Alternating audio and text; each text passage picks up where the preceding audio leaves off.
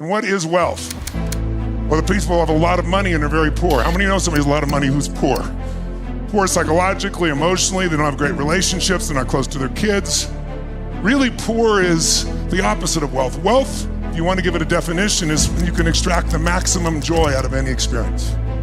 That's wealthy. If you have a ton of money and you don't experience joy out of it, if you can't extract the joy, you're not wealthy, you got money. And most of us know money does not change your life. People say, if you're not happy with money, you don't know where to shop. I don't think that's totally true, that's useful. But the truth of the matter is, I want to make sure that you start being wealthy here, whether the numbers hit that or not. And I'm one of you. I'm one of you, meaning some of you starting the journey may see where I am now and go, oh my God, I remember I was fortunate enough to get myself in proximity of some huge players. And I got there because of my skill set. I was able to help them with something else in their life. I changed their relationship or changed their happiness or their joy or changed their body or help them shift something in their business. And so early in my life, I got in proximity with some multi-billionaires. But not only just multi-billionaires, because a lot of multi-billionaires, as I found when I did Money Master the Game, don't have much of a lifestyle. Some of them are tight as can possibly be. They're not wealthy. They have lots of money. I know one in particular who actually became a friend of mine. In the beginning, I'd be like, he'd be screaming at his wife and his kid because they spent $2,500 on a piece of jewelry, and the guy is a multi-billionaire. It's like, we flew to India, I flew to India, and in those days I didn't have my own plane, but I chartered because the quality of my life was affected by it so much, and he has a Gulfstream and he chose to go commercial. And I was like, what is wrong with you? And by the way, this person was like 70 years old, so it's not like there's a lot of time to save up for something, right? He could spend more money than he could ever imagine every day and never go through all his money. But some people never get beyond scarcity no matter how much money they have. So I think it's important that on this first day, we address the psychological part, just like we do in business, right? Start out in business, I'd love to start out with some of the core strategies like optimization, because you know how much I love that, because you can change any business. How many of you have been to Business Mastery, optimized your business, and grown it significantly? Make some noise if you're out there, ladies and gentlemen. But none of that works if you don't change your psychology first. Right? Because that is always the barrier. And every one of us in this room has a financial set point, a wealth set point. And that set point is kind of like body weight. You know, people have their goal and then they have where they live. And they might go for their goal for a while, but they usually adjust to that set point. And the goal this week might be for you to expand your set point, not so you have more money. First, expanding your set point on enjoyment. Because if you think more money is going to do it, it's not. How many made a lot more money today than 10 years ago, and you have a lot more stress in your life as well? I'm curious. Let me see a show of life. Right? People think I have more money, I have less stress. Even stupid things that only we can talk about here, because outside this context, people go, oh, first world problems, and they're right. But if you have multiple homes, it's another job. Right? You got multiple people and there's different staffs in different locations, and somebody's got a problem, and somebody's getting sick, and somebody's fighting with somebody else in the organization. Who knows what I'm talking about? It's another freaking business you got to run, right? Now, I'm not complaining in any way, shape, or form, but it doesn't go away because you have money. It goes away, meaning scarcity, because you've made a shift in your psychology. It goes away when you start finding wealth in every moment, when you can find the joy even in the stuff that used to piss you off or freak you out. That's when you become really wealthy. When you're 30 or 35 or 40, you think you know where you are, or you think you're at a certain age, but you have no idea that if most of you in this room are how many are under the age of 40, I should say? How many under the age? Yes. You have no clue. How many are 40 or above? Let's see the room. We kind of split the room here, right? A little more. 40 and on are the highest earning years of your life that will dwarf everything else if you apply the types of things we learned to grow your business and if you invest. It's ridiculous the growth that you can have. But you have to be around the right people. You have to raise your set point if you want to. By the way, the goal is not to have the most money. The goal is to have the most joy with the least amount of money needed. But whatever's going to give you the most joy is it. You're not competing with other people. You're finding what it is that's going to make you feel fulfilled. But the bottom line is, during that time, I remember going to Peter, and he invited me at this one point to go on his yacht. We were going in the Northeast there through all the islands. And these are all people in the movie business. And I'll never forget, at one point, some guys were talking about Peter, and they were saying, like, he made $25 million on that picture. 1 year. It was really a 5-year project, but all I heard was 1 year. $25 million. And at that point, it was like the most people had made in a film as an executive director, producer, I should say. And I remember thinking, I work 20-hour days, never less than 18. I work 6-7 days a week. I love what I do. I'll never make $25 million in a year. Now I make $20 million while I sleep every year. Not counting anything I do actively, to give you an idea. I'm just telling you, it seemed impossible. And I remember feeling like depressed. I will never be out like this. I'm not one of them. I'll never be at that level. And I went into this little thing because when you compare yourself to others, you will steal your joy. Got it down. Because you're never fair in your comparison. One is, I had negated and noticed that Peter was 18 years my senior. He also picked an industry that was much more profitable than the one I was in. I was in a business that had margins of 8 to 10%, like a restaurant. You make one mistake or you make no mistakes. The economy changes and you're upside down. I didn't understand the importance of margin. I didn't understand how to maximize a business. I didn't think my business could ever be something of size or scope. But I learned how to make that happen in my core business before I ran off to 10 other businesses, which many of my friends did. And my people around me, it's like, no, you would not maximize this business. I said, trust me, I'm doing more than anybody on the face of the earth in this area. Still, you've not maximized it. Bottom line is, don't judge yourself by where you are today. It's an unfair judgment. There's also other elements like, are you happy in your relationship? Is your body healthy? You got all the money, most of you read, how many read Life Force? I'm curious. If you haven't, I hope you will, and I hope you'll apply it. We'll talk some of those principles this week on One Morning as well, because I started the book with a quote. The quote was really simple. A person who's healthy has 1,000,000 dreams.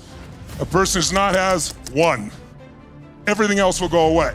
So we don't always compare fairly. I want you to know where you are is not what matters. I also want you to know where you want to go is what matters, and that the tools to get there are here.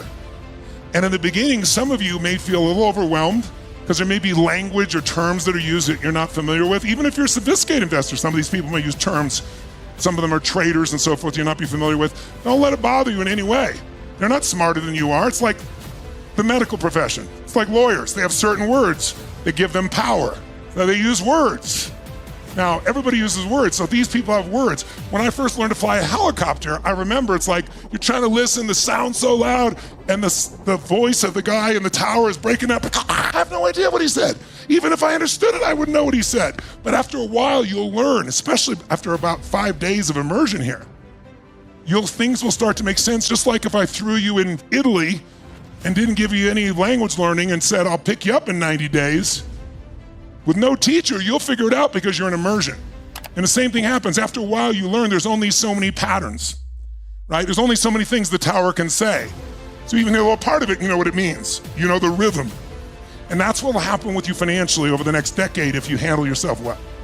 And my decade went from, I remember trying to figure out my financial plan of how do I get $2 million in income while I'm sleeping, which would have covered my lifestyle because I didn't own a $50 million house and all that kind of shit, or a BBJ. I was chartering planes. And so then it's like it grew from that to 20 million a year while I'm sleeping. And my best years I've made over $100 million, to give you an idea. I've got several years of $100 million, and I got the next 3 years I'll make over $100 million. So there wasn't a lot of role models like, oh, you're in the movie business, there's a dozen or so huge assets people that have built like that area. But I had to see it, I had to find my way. But what did it was getting uncomfortable, but still enjoying my life. Do you find the balance I'm talking about here? This week, you're going to get uncomfortable. We're in really interesting times. Some of the most challenging times, very different than anything most of you have experienced in your lifetime. But everybody will experience in their lifetime. They live to be at least 80. There's 4 seasons. Some people experience winter when they're a kid. Some people when they're in the middle ages, 20s to 40, some 40, 60, some 60 to 80. But if you live, no one escapes winter. But winter is, well, if I asked you, when would be the easiest and fastest time, maybe not easiest, what's the fastest time to make money? When can you make the most money in the shortest period of time? What season? It's winter. Why? Because everybody's scared, and when they're scared, they change what they value things for. And the way you make money is not by buying things for what they're worth. You're gonna buy something for less than it's really worth because of the psychological change, or something maybe that's worth that now today, but with inflation, it's going to grow. That's the way you make money. Or building a business and growing it and selling it for a multiple. Those are the only ways you get wealthy financially. So if you think about it, this is the best season in the world if you can keep this and this straight. If you can find your courage and your faith and your determination, and if you can put together a great plan, which if you play with me full out,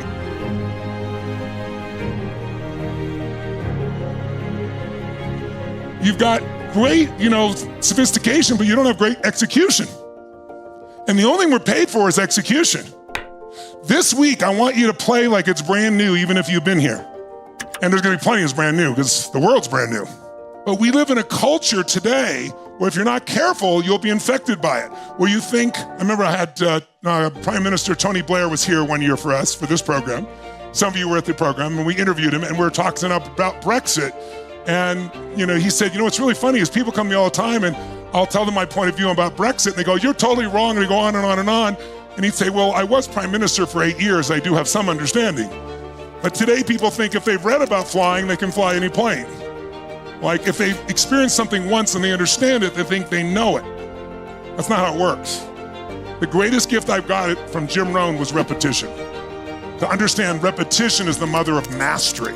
Repetition is the mother of skill. All skill comes from repetition.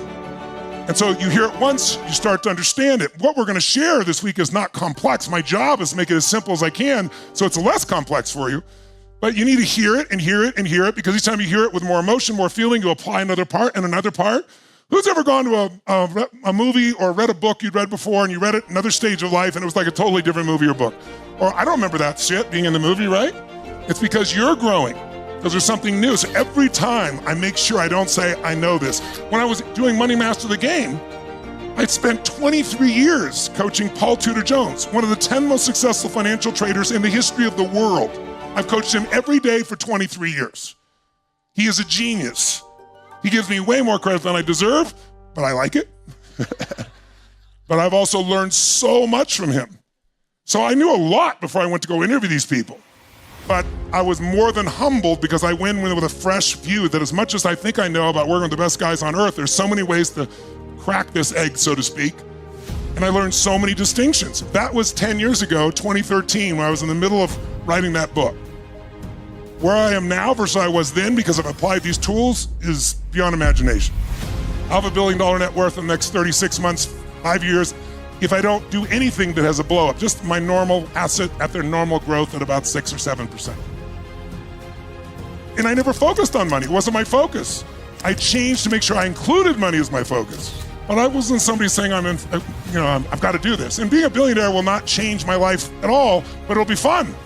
There's only 3,000 of them on the whole planet. So it's like you're a part of a unique club, and it's because I've applied these principles. So I am so excited. Your goal may not to be a billionaire, and it certainly wasn't mine, but I want you to have the greatest quality of life possible. But to do that, we got to take this thing called money and put it in a context where it doesn't add stress to your life, and where you feel a sense of skill and understanding and optimism that even if all hell breaks loose, things go up and down. It's not a straight line. If you think it's a straight line to what you want to achieve, you've not been in business. If you go to nature, show me a straight line in nature. You won't find it. If you find it, a human built it. That's not how things grow. How do they grow? They grow up and they come down a little bit like a stock, right? But if it's successful, the overall arc is up. And over the years, there's a stacking of those effects. So what I really want to get across to you is I don't give a shit where you are. Number one, let's start by being wealthy, because if you can extract as much joy as possible out of every moment from little things, not just the big things, not the astronaut who goes to the moon and they walk on the moon and it's the most unbelievable experience and they come home and they have a ticker tape parade in New York and they shake the president's hand and then what? They thought the way to have adventure is walk on the moon and they did it.